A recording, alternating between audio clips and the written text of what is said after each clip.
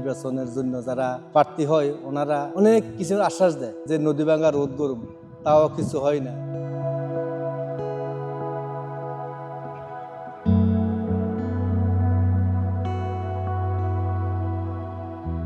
আমরা যাচ্ছি হাতিয়া, বাংলাদেশের দক্ষিণাঞ্চলের একটা দুর্গম দ্বীপ। ঢাকা থেকে লঞ্চে যেতেই সময় লাগে 12 ঘন্টা। প্রান্তিকে জনপদটিতে এখন বউঠের উৎসব।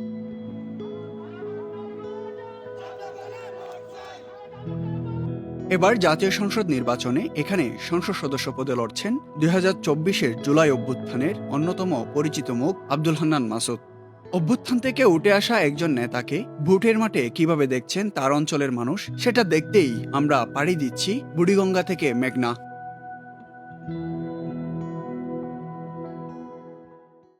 হাতের মানুষকে ধোকা দিয়ে সবাই চলে গেছে। 5 আগস্টের পরে মাসুদ ভাই আসিয়া মোটামুটি উনি যথেষ্ট চেষ্টা করতেছে হাতিয়ারে কিছু করার জন্য। হান্নান মাসুদ 6 নং লিয়া বুমহীন বাজারে জিও ব্যাগ ফেলানোর কারণে আমাদের দোকানটা বাড়ছে।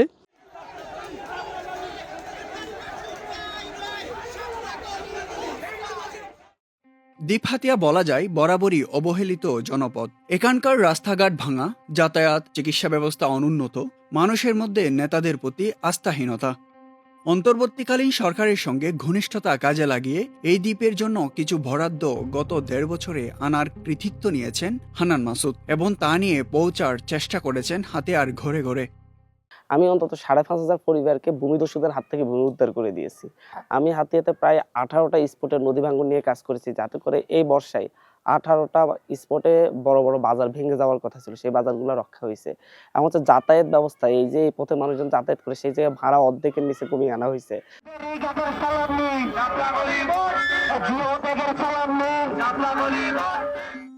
হান্নানের পক্ষে ইতিমধ্যে বেশ শোরগোল উঠলেও এখানে তার শক্ত প্রতিদ্বন্দ্বী শিল্পপতি মোহাম্মদ ফজলুল আজিম। দলীয় ও স্বতন্ত্র মিলিয়ে এ আসন থেকে 3বারের মতো সংসদ সদস্য নির্বাচিত হয়েছিলেন। বিএনপি থেকে মনোনয়ন না পেয়ে এবারও হয়েছেন স্বতন্ত্র প্রার্থী। আজম সাহেব লোক হিসাবে অত্যন্ত ভালো। যেমন আমাদের তমরদি যদি ওখানে বলক দিয়ে উনি না করতো, একদিন তমরদি বাজার ভাঙি মুশকিলে বাজারের কাছাকাছি চলে যেত। মানে আজম সাহেব যদি না আসতো তাহলে আমরা সন্ত্রাস থেকে রেহাই পাইতাম না। উনি হয়তো বয়সের কারণে মানুষ বিভ্রান্তি হয়েছে। ফজলুল আজিম সাহেব উনি সম্মানিত মানুষ, সকলের শ্রদ্ধার পাত্র। উনি এখন অনেক বয়সের ভারানুজ্জ মানুষ, ওনার পরবর্তী জায়গাটা আমাকে দেওয়ার জন্য প্রস্তুতি নিচ্ছে। কৌতূহলের বিষয় হলো কাগজে কলমে এখানে হান্নান মাসুদের পিতাও একজন প্রার্থী। বিষয়টা আমাদের একটা রাজনৈতিক কৌশল হিসেবে রয়েছে, এইটা নিয়ে আমাদের কোনো কোশ্চেনের মুখোমুখি হচ্ছে না, মানুষজন এটা বুঝতেছেন। এটা আমাদের কৌশলটা গোপনই থাকুক। বিএনপির অন্তর্কুন্দল হান্নান মাসুদের নির্বাচনী যাত্রা অনেকটা সহজ করে দিয়েছে। বিএনপি 3 ভাগে অলরেডি বিভক্ত। আমাদের সাথে জোটের মাধ্যমে আমি একটি সুশৃঙ্খল কর্মী বাহিনী পেয়েছি, যারা হচ্ছে প্রচারণায় ভালো ভূমিকা রাখতেছে। না হয় আমাদের একটা কঠিন প্রতিদ্বন্দ্বিতা হয়তো বা জিততাম, না হয় হারতাম, এটার একটা মানে দোলাচল থাকতো। কিন্তু এখন আলহামদুলিল্লাহ প্রায় নিশ্চিত আমরা জিতে আসবো ইনশাল্লাহ।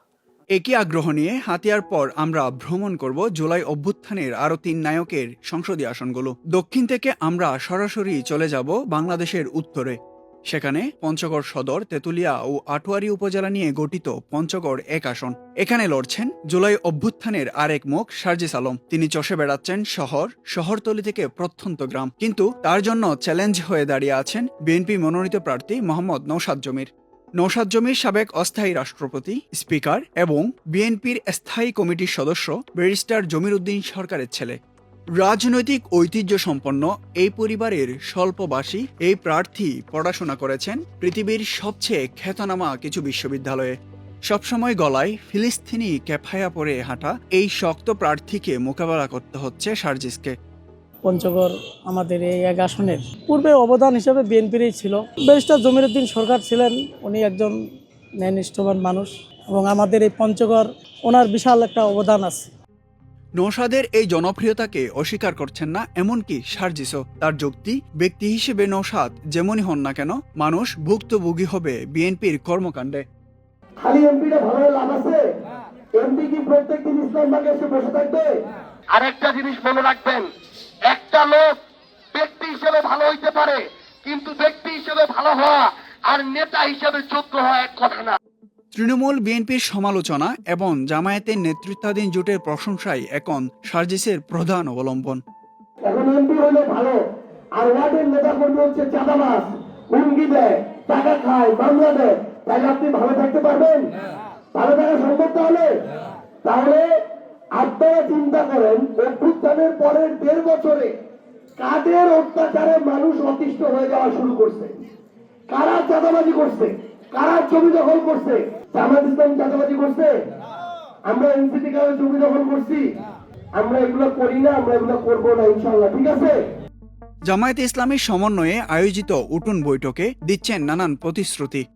শিক্ষা প্রতিষ্ঠানের মান বাংলাদেশের 64 জেলার মধ্যে সবচেয়ে ভালো হবে ইনশাআল্লাহ।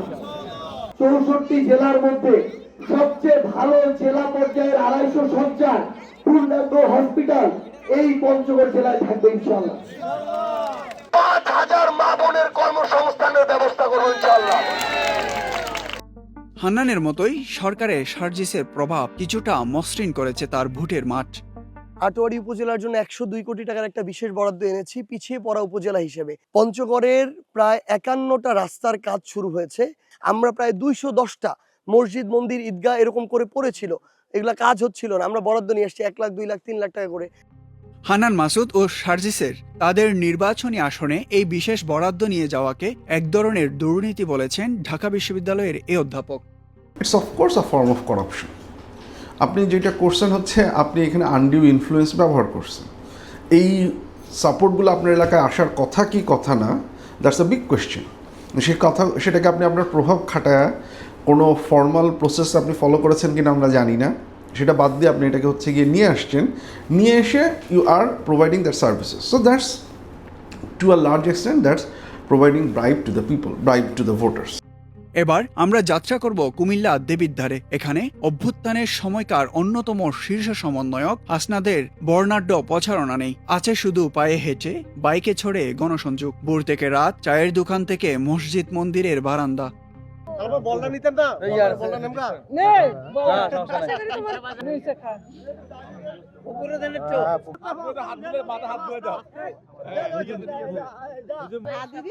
তোমার লেগে সবাই দোয়া করে, তোমার লেগে সবাই দোয়া করে। আপনার ঘর হেবিডি রাগ হয়ে রয়েছে আমার। আমি চাই আপনারা যাকে ইচ্ছা ভোট দেন, কিন্তু ভোটটা গিয়ে কেন্দ্র গিয়ে দেন। হ্যাঁ, নিরঞ্জন দা আপনাকে রাগ না কেমন লাগে?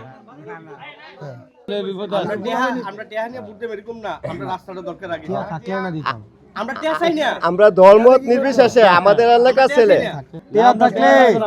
থাকলে সকাল 4টা থেকে রাতের 12টা 1টা পর্যন্ত মানুষের ফায়ে ফায়ে গিয়ে ধরলাম, নইলে ধরেনি নেতারা ধরে দিদি না।